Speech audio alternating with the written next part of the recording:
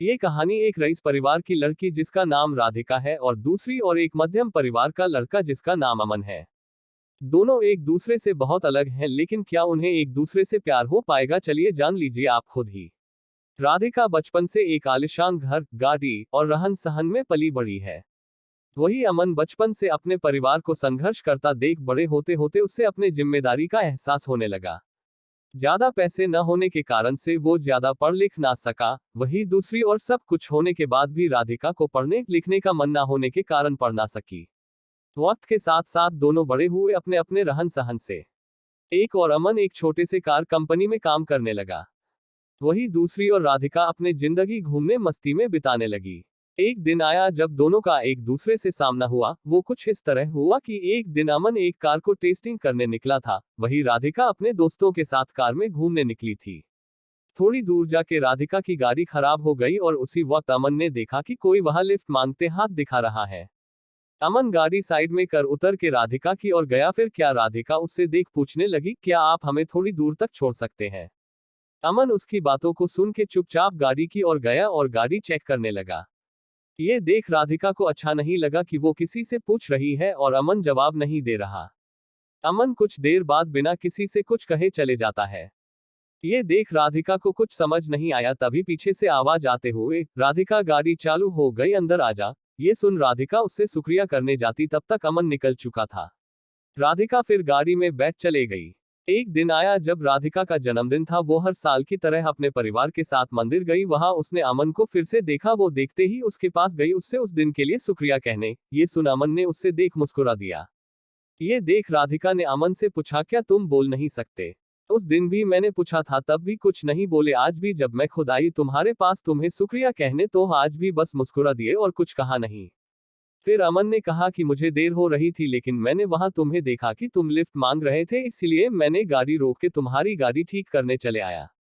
फिर दोनों के बीच बातें चलने लगी। फिर अमन को देर हो रही थी तो अमन ने कहा कि अब मुझे जाना होगा, मुझे ऑफिस के लिए लेट हो रहा है। जाते जाते अमन ने उससे दोस्ती की हाथ बढ़ाया, कहा कि क्या हम दोस्त बन सकते हैं? ये सुन राधिका ने कहा, मुझसे दोस्ती? मैं हर किसी से दोस्ती नहीं करती। ये सुन अमन ने हंसते हुए कहा, चलो ठीक है, कोई नहीं, वक्त बताएगा कि दोस्ती करते हो या नहीं आप। ये बोल के वो चल दिया और वहां राधिका भी अपने घर की ओर निकल पड़ी। कुछ दिनों बाद राधिका और अमन एक मॉल में मिलते हैं। अमन देख राधिका से पूछा, तुम यहाँ कैसे? राधिका देखते हुए, बस यूं ही घूमने के लिए आई हूँ, तुम्हारा आज ऑफिस नहीं है जो यहाँ आए हुए हो? अमन ने कहा, आज बस जल्दी काम खत्म हो गया था तो सोचा थोड़ा घूम लूं। फिर दोनों एक कैफे में गए और बातें करने लगे। राधिका ने अमन से कहा, अपने बारे में बताओगे कुछ? अमन हंसते हुए कहने लगा, मैं क्या बताऊं अपने बारे में, मेरा तो बस एक सादा जिंदगी है, जहां रोज सुबह ऑफिस जाता हूं और शाम को घर जाके घर का कुछ काम कर लेता हूं, बस फिर खा के सो जाना, फिर वही सुबह फिर से।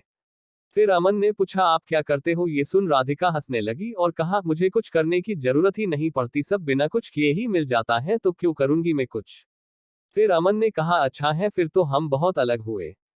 ये सुन राधिका ने कहा, हाँ अलग तो हुए हम, फिर भी तुम्हारे साथ बैठी हूँ यहाँ। फिर अमन ने कहा, बैठी हूँ मतलब हम अलग हैं तो सिर्फ रहन सहन से, बाकी हम दोनों एक ही है। अगर तुम दिल से किसी के बारे में सोचोगे तो तुम्हें कोई अलग नजर नहीं आएगा। ये सुन राधिका ने कहा, ये दिल कुछ नहीं होता है। अमन सुन के मुस्कुराने लगा और कहा, ठीक है, जैसा तुम बोलो। फिर हर कुछ दिनों में दोनों मिलते रहते, बातें करते और अपने घर चले जाते।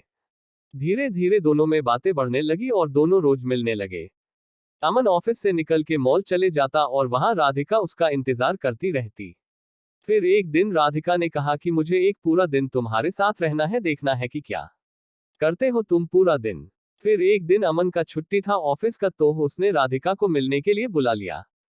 फिर अमन हमेशा की तरह पहले मंदिर गया, फिर वहां से आने के बाद मैदान गया जहां छोटे छोटे बच्चे खेल रहे थे, वहां अमन उनके साथ खेलने लगा। फिर कुछ देर बाद अमन वहां से आश्रम गया जहां वो हमेशा लोगों को खाना खिलाता, उनका कुछ देर देखभाल करता, फिर चले आता। फिर वहां से निकलने के बाद अपने घर आया और अपने माँ को बिठा के घर का बचा हुआ काम खत्म किया। फिर रात हो गई और उसने राधिका को घर छोड़ आया और कहा, ये रहता है मेरा छुट्टी का दिन और यही है मेरी आम जिंदगी, जहाँ जितना हो पता है उतना मैं करने की कोशिश करता हूँ।